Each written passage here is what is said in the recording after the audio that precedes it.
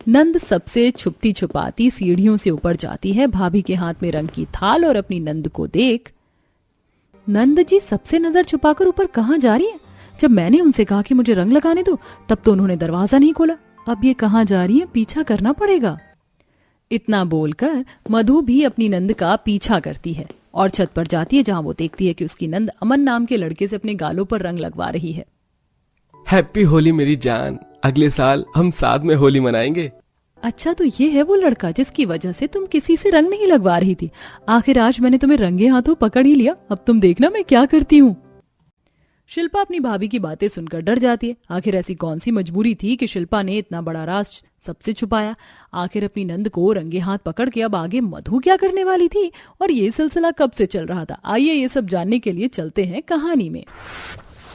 Pasta कहाँ रखा है? मैगी नजर नहीं आ रही है। शादी के बाद आज पहली बार माँ जी ने मुझे कुछ ऐसी चीज की डिमांड करी है। एक काम करती हूँ, मैं तो इस घर में नहीं हूँ पर नंद जी तो बचपन से यहाँ है, उनसे पूछ कर आती हूँ और अगर घर में कुछ नहीं होगा तो बोल दूंगी मार्केट से लाने के लिए।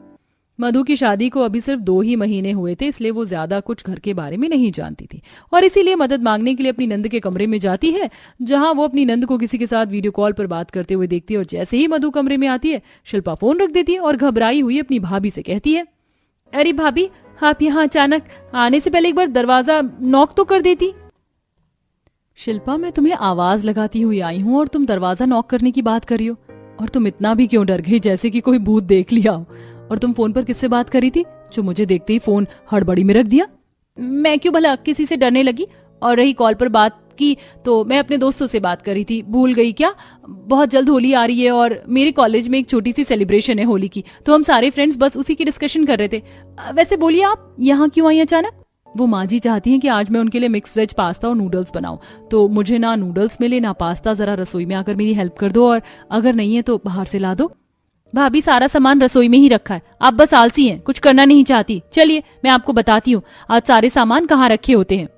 इतना बोलकर शिल्पा अपनी भाभी के साथ रसोई में जाती है और उसे सामान देकर एक बार फिर से कमरे में आ जाती है। इसी तरह कुछ दिन बीत जाते हैं और एक दिन, अरे अर्पित बेटा, अगले हफ्ते होली है, थोड़े से पैसे दे दे घर में भी ताकि होली का सामान आ जाए। माँ, मैंने कभी तुम्हें पैसे देने से मना किया है क्या? ये लो पैसे और जो दिल करे ले आओ। और हाँ, मुझे मत बोलना जाने के लिए, मैं पहले ही बता दे रहा हूँ, होली है, मार्च क्लोजिंग का टाइम है, मुझे ऑफिस की छुट्टी नहीं मिलेगी। अरे हाँ, जानते हैं तेरे ऑफिस का काम कितना रहता है और इस बार घर में बहू है मेरी, इस बार मैं अपनी बहू के साथ चली जाऊंगी होली की शॉपिंग करने। इस तरह अर्चना अपने बेटे से होली का सामान लाने के लिए कुछ पैसे ले लेती है। देखते ही देखते 2 दिन बीत जाते हैं और अर्चना की तबीयत खराब हो जाती है, जिस वजह से वो अपनी बेटियों और बहू को अपने पास बुलाकर उनसे कहती है, शिल्पा बेटा, कुछ दिनों से कमर में काफी दर्द हो रहा है, मेरे बस की नहीं है शॉपिंग करने की। तुम दोनों नंद भाभी जाकर होली की शॉपिंग करो और जो ठीक लगे वो सामान ले लेना। माँ जी, आप फिक्र मत कीजिए, मैं और नंद जी होली की शॉपिंग कर लेंगे, आप बस लिस्ट बता दो, हम कुछ भी फालतू की चीज नहीं लेंगे। क्यों नंद जी? मेरा जाना जरूरी है क्या? मैं सोच रही थी कि आज मैं अपनी दोस्त के पास चली जाऊं। नंद जी, दोस्त के घर तो आप रोज जाती हैं, कभी भाभी के साथ भी चली जाया करो। मैं पसंद नहीं क्या? ऐसा नहीं है भाभी, आप हर चीज अपने पर क्यों ले लेती हैं? अरे तो फिर चली जाना, तेरी भाभी को आए अभी कुछ ही दिन हुए, इसी बहाने वो भी तेरे साथ घूम लेगी, उसका भी मन लगा रहेगा। कभी कभी तो तू घर में रहती है, उसमें भी दोस्तों की फिक्र करने लग जाती है। सुन लिया ना माँ जी ने क्या कहा? हाँ सुन लिया और देख भी लिया, आपके मन की जो हो गई। पर हम कल चलेंगे, आज मैं बिजी हूँ थोड़ी। शिल्पा अपनी भाभी से मुंह बनाकर अपने कमरे में चली जाती है और अगले दिन दोनों ननद भाभी होली की शॉपिंग करने के लिए बाहर जाती हैं। जहां मार्केट में पहुंचते ही शिल्पा एक दुकान पर जाकर खड़ी हो जाती है और अपनी भाभी से बहस करने लगती है। भाभी, मैं थक गई हूँ, मेरे बस की नहीं है पूरे मार्केट का चक्कर काटना। ये दुकान काफी बड़ी है और यहाँ पर होली का सारा सामान मिल रहा है, यहीं से ले लो जो भी लेना है। वो सब तो ठीक है शिल्पा, पर एक ही दुकान से सारा सामान लेना ठीक नहीं है और अभी तो मार्केट की शुरुआत हुई है, आगे भी देख लेते हैं, क्या पता आगे कुछ सस्ता मिल जाए। भाभी जी, आगे कुछ सस्ता नहीं मिलेगा, मैडम जी बिल्कुल सही कह रही हैं। तो मैडम बताइए, आपके लिए कौन सा कुर्ता दिखाऊं? वैसे आपके ऊपर स्ट्रेट कुर्ता ज्यादा अच्छा लगेगा। भैया, अभी आपको कुछ दिखाने की जरूरत नहीं है, पहले आप हमें कुछ गुलाल और पक्के रंग दिखा दो और कुछ बलून्स भी चाहिए। और शिल्पा, कपड़े तुम दूसरी दुकान से ले लेना, जरूरी नहीं है कि एक ही दुकान से सारा सामान ले। भाभी, अगर आपको दूसरी दुकान से कुछ लेना है तो आप उधर जाओ, मैं यहीं पर आपका इंतजार कर लूंगी, क्योंकि मैं तो यहीं से सामान लेने वाली हूँ। शिल्पा अपनी भाभी की एक नहीं सुनती, जिस वजह से मधु को भी वहीं से होली का सामान लेना पड़ता है। अब मधु और शिल्पा मिलकर कुछ गुलाल, पक्के रंग, स्प्रे, पिचकारी और होली के लिए कपड़े लेते हैं और रास्ते में बहस करते हुए घर आने लगते हैं। शिल्पा, मैं तुम्हारी भाभी हूँ, कभी तो मेरी बात मान लिया करो। घर चलो, माँ से तुम्हारी शिकायत करूंगी। चुगलखोर तो हैं ही आप हर समय मुझे डांट खिलवाने की जो सोचती हैं। कर लो, मेरा तो वैसे भी मन नहीं था आने का, आपकी जबरदस्ती की वजह से आई हूँ। पूरे रास्ते दोनों ननद भाभी की नोकझोंक खत्म नहीं होती, पर इतना सब होने के बाद भी मधु घर आकर अपनी सास से कुछ नहीं कहती। समय यूं ही बीतता है और होली से एक दिन पहले, बहू कल होली है और अगर होली में घर में गुजिया, नमक पारे, मट्ठी ना बने तो होली फीकी रह जाती है। हाँ माँ जी। अच्छा शिल्पा, मेरी थोड़ी गुजिया बनाने में मदद कर दो, आज तो तुम घर में ही हो। भाभी, इस घर में आपको मेरे अलावा और कोई नजर नहीं आता क्या? मुझसे नहीं होगा कुछ भी। मैडम जी, आपके अलावा घर पर है ही कौन? अब माँ जी से तो काम करवा नहीं सकती और तुम्हारे भैया बिजी रहते हैं। अगर ऐसे ही रहा तो ससुराल कैसे संभालोगी? भाभी, आप मेरे ससुराल की चिंता मत करो, मैं अपने ससुराल में बहुत खुश रहूंगी। क्यों, कोई लड़का पसंद कर रखा है क्या? बहू, थोड़ा सोच समझ कर बोल। हमारे घर में लव मैरिज अलाउ नहीं है और मेरी बेटी ऐसा कोई काम नहीं करेगी जिसकी वजह से मेरा सर शर्म से झुके, समझी? अर्चना की बातें सुनकर मधु चुप हो जाती और अकेली गुजिया बनाती। अब रात को जब पूरा परिवार खाना खाकर अपने अपने कमरे में सोने के लिए जा रहा होता है। शिल्पा, कल बच के रहना, ससुराल में ये मेरी पहली होली है और मैं अपने ससुराल में पहली होली तुम्हारे ही साथ बनाऊंगी। वाह, नंद भाभी में इतना प्यार है कि तुम दोनों एक दूसरे को पहले रंग लगाने वाली हो। भाभी, मुझे होली पसंद नहीं, आप अपने पति को लगाना पहले रंग। इतना बोलकर चिढ़ती हुई शिल्पा अपने कमरे में चली जाती और अगली सुबह सब तैयार होकर बाहर होली खेल रहे होते हैं। कोई किसी के गालों पर रंग लगा रहा होता है तो कोई किसी को पिचकारी मार रहा होता है और तभी हाथों में पिचकारी लिए अर्पित मधु के पास आता है। बुरा न मानो, होली है। अच्छा, ऐसी बात है तो ये लो आप भी। अब मैं नंद जी के कमरे में जा रही हूँ, देखो तो वो रेडी हुई या नहीं। अब मधु हाथों में रंग लिए अपनी नंद के कमरे में बाहर आकर खड़ी हो जाती है। शिल्पा, दरवाजा खोलो, आज के दिन भी खुद को कमरे में बंद रखने का इरादा है क्या? मैंने तुम्हें रात में ही कहा था कि मैं पहले रंग तुम्हें लगाऊंगी। भाभी, मैंने भी आपसे कहा था, मेरी तबीयत ठीक नहीं है, मुझे अकेला छोड़ दो और मेरी स्किन बहुत सेंसिटिव है, अगर मैंने रंग लगाया तो कहीं रैशेस ना हो जाएं। अरे बहू, से होली नहीं खेलनी तो छोड़ दे, उसका मन होगा तो खुद ही आ जाएगी, तू रंग लेकर बाहर आ जा। अर्चना के कहने पर मधु वहां से चली जाती है और रंग का थाल उठाकर जैसे ही घर से बाहर जाने लगती है वो देखती है कि उसकी नंद ऊपर जा रही है। अब वो भी ऊपर जाती है। नहीं भाभी, प्लीज किसी को कुछ मत बताना, अगर माँ को पता चल गया तो वो मेरी शादी किसी से भी करवा देंगी, पर अमन से नहीं होने देंगी। अमन बहुत अच्छा लड़का है। ये तो वही दुकान वाला लड़का है ना? हाँ भाभी, पर वो दुकान इसके दोस्त की है, ये तो बस वहां मुझसे मिलने के लिए आया था। आप प्लीज इस बारे में किसी को कुछ मत बताना। डरो मत नंद जी, मैं तो बस मजाक कर रही थी। मैं तो खुद चाहती हूँ कि इस घर में भी लव मैरिज हो और मैं कराऊंगी आप दोनों की शादी। चलिए अब मेरे साथ भी होली खेल लीजिए। इतना बोलकर मधु अपनी नंद और अमन को रंग लगाती है और सब लोग बाहर जाकर होली खेलते हैं। और होली खत्म होने के बाद मधु अपने पति से बात करती है। अर्पित मधु के साथ मिलकर अपनी माँ को समझाता है और बहुत जल्द अमन अपनी पूरी फैमिली के साथ शिल्पा का हाथ मांगने के लिए आता है और बहुत जल्द शिल्पा की शादी अमन से हो जाती है। अरे ये तुम लोगों ने क्या किया? तुम्हारी सस्ती मजाक के चक्कर में क्या हालत हो गई है इन बेचारों की।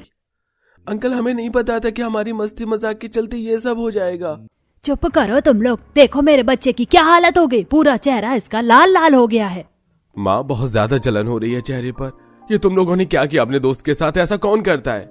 मोहल्ले में कितनी खुशी थी होली की, हम सब इतने दिनों से होली की मिलजुल कर होली मना रहे थे, लेकिन इन लड़कों की वजह से सारा होली का माहौल खराब हो गया। शर्म नहीं आई तुम्हें ये सब करते हुए? आखिरकार ऐसा भी क्या किया था इन लड़कों ने जो सारे मोहल्ले वाले होली का त्योहार छोड़कर इन्हें डांटने में लग गए थे? क्या ये मोहल्ले की होली यूं ही बर्बाद हो जाएगी या कुछ ऐसा होगा जिससे ये सब ठीक हो जाएगा? आइए इसे जानने के लिए कहानी में आगे बढ़ते हैं। नहीं नहीं नहीं, मैंने कहा ना कि इस बार मैं होली पर ये होली वाली ही टी शर्ट पहनूंगा। हर साल मुझे होली पर पुराने कपड़े पहनाती हो, मेरे सभी दोस्त होली पर नए कपड़े पहनते हैं, मुझे भी इस बार नए कपड़े पहनने हैं। राजू बेटा, होली पर नए कपड़े नहीं पहनते हैं। क्या फायदा पहनने का, जब कपड़ों पर गुलाल और पानी लगेगा ना तो सारे कपड़े खराब हो जाएंगे। बहन जी दिला दीजिए ना, बच्चा इतना जिद कर रहा है। ये सारे कपड़े होली के ही तो हैं। भाई साहब, अब आपको क्या, आपका तो माल बिकेगा और मुनाफा भी होगा, लेकिन पैसे तो हमारे जाएंगे ना। जिद नहीं करते हैं, चलो अब चुपचाप से, वरना मैं तुम्हें आइसक्रीम नहीं दिलाऊंगी। होली के दिन में मुश्किल से अब हफ्ता भर ही रह गया था, जिसके चलते पूरे मोहल्ले में होली की तैयारी चल रही थी। कोई अपने घर के बाहर गुलाल और पिचकारी बेच रहा था, तो कोई होली पर खाए जाने वाले पकवान, और कोई तो होली पर पहने जाने वाले कपड़े सिलकर मोहल्ले के लोगों को बेच रहा था। ये क्या पूजा, तुम अपने आंगन की गोबर से लिपाई क्यों कर रही हो?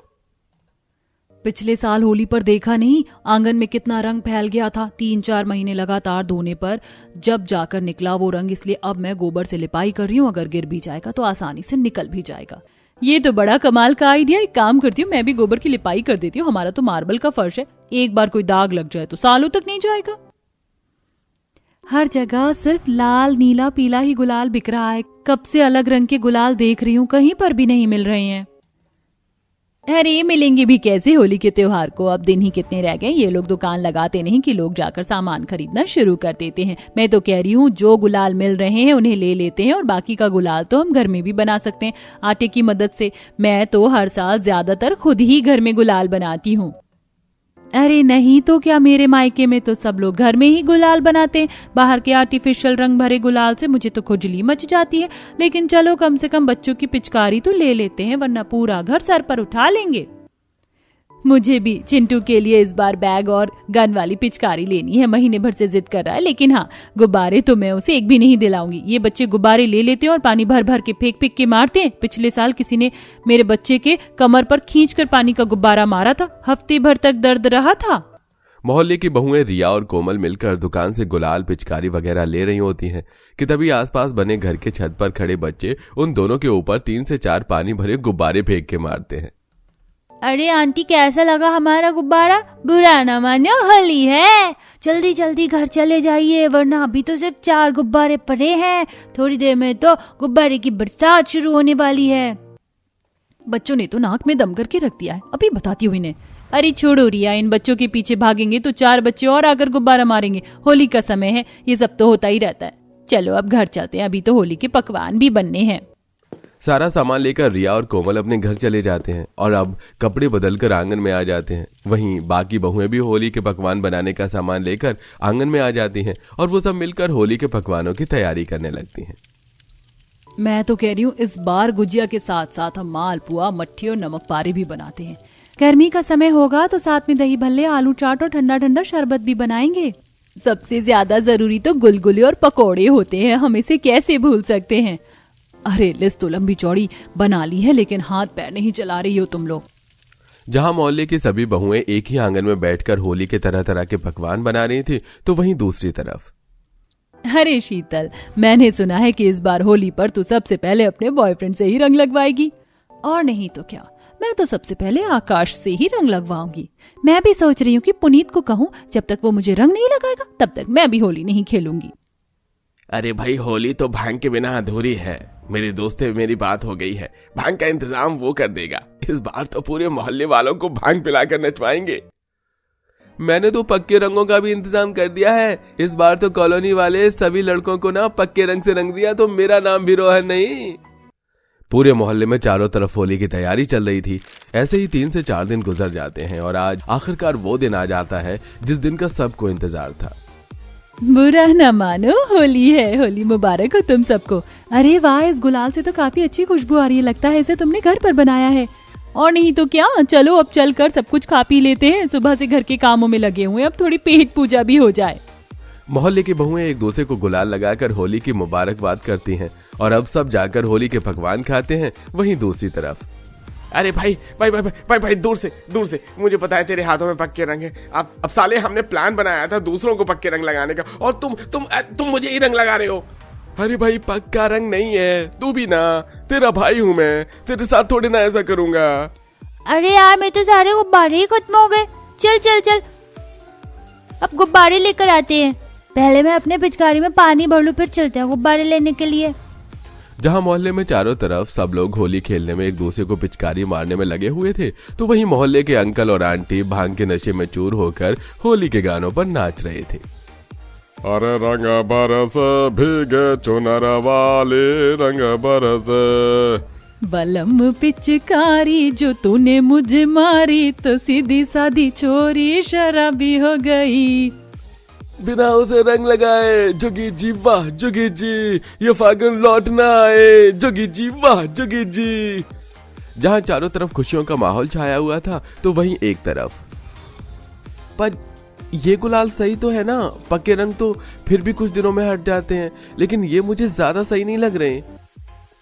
इतने सस्ते में इतने सारे रंग मिल गए हैं, ये क्या कम है? चल कर होली खेलते हैं। अरे और नहीं तो क्या, वरना जितने पैसे हमारे घर वालों ने होली खेलने के लिए दिए थे वो तो सुबह ही खत्म हो गए। अब होली खेलना है तो रंगों की जरूरत पड़ेगी ही ना। ये सभी लड़के हाथों में गुलाल लेकर एक दूसरे को रंग लगाने लगते हैं। तभी जिनके चेहरे पर वो रंग लगा था उन सबके चेहरे पर जलन होने लगती है और देखते ही देखते खुशियों से भरा होली का माहौल एक सीरियस माहौल में बदल जाता है। सभी मोहल्ले वाले उन लड़कों को काफी सुनाते हैं। अरे ना तो पुलिस के हवाले करो, जब डंडे पड़ेंगे ना तब जाकर अकल ठिकाने आएगी इनकी।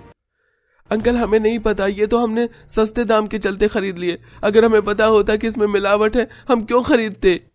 लोगों की इतनी भीड़ जमा होता देख मोहल्ले की कुछ बहुएं वहां आ जाती हैं और सारी बात पता करती हैं। तुम लोगों ने ये गुलाल कहाँ से खरीदे हैं, कुछ पता है? एक लड़का ने गुलाल बेचकर यहाँ से गया है, हमें पता है वो कहाँ रहता है। ये लड़के बचपन से ही हमारे मोहल्ले में पले बड़े हैं, तो मुझे नहीं लगता कि ऐसी हरकत करेंगे। हो सकता है ये सच कह रहे हों और इन्हें कुछ ना पता हो। अगर ऐसा है तो हमें उस लड़के को पकड़ना चाहिए। सभी लड़के मोहल्ले के आदमियों के साथ उस लड़के के घर जाते हैं, जहां आदमी के पूछताछ करने पर वो लड़का सच बता देता है और वो लोगों से पुलिस के हवाले कर देते हैं। जिसके बाद अब फिर से सब सारी चीजें भूलकर धूमधाम से होली खेलते हैं। शाम होते होते होली का त्योहार खत्म होने को आ जाता है और अब सभी लोग नहा धोकर अपने घरों में आराम करते हैं। तो वहीं बहुएं सबसे पहले अच्छे से घर की साफ सफाई करके नहा धो लेती हैं और आंगन में बैठकर गर्मा गर्म चाय पीते हुए बात करती हैं। चलो जैसे तैसे भी, लेकिन होली का त्योहार मन ही गया, वरना मुझे तो लगा था कि जो सीन हुआ है उसके बाद कोई भी होली खेलेगा ही नहीं। लेकिन सब ठीक तो हो ही गया। मेरे तो सर में बहुत तेज दर्द हो रहा है। आज तो खाना भी हम लोग बाहर से मंगवाएंगे, बस जल्दी से चाय पीकर जाकर थोड़ी देर के लिए सो जाती हूँ। थकान तो हम सबको हुई है, हमने इतनी जमकर जो होली खेली है। चलो अब सब अपने घर जाकर थोड़ी देर आराम कर लेते हैं। ढेर सारी बातें करने के बाद अब वो सब भी अपने घरों में जाकर आराम करते हैं और इसी के साथ हंसी मजाक, थोड़ा गुस्से के साथ ही सही लेकिन मोहल्ले की होली मन जाती है।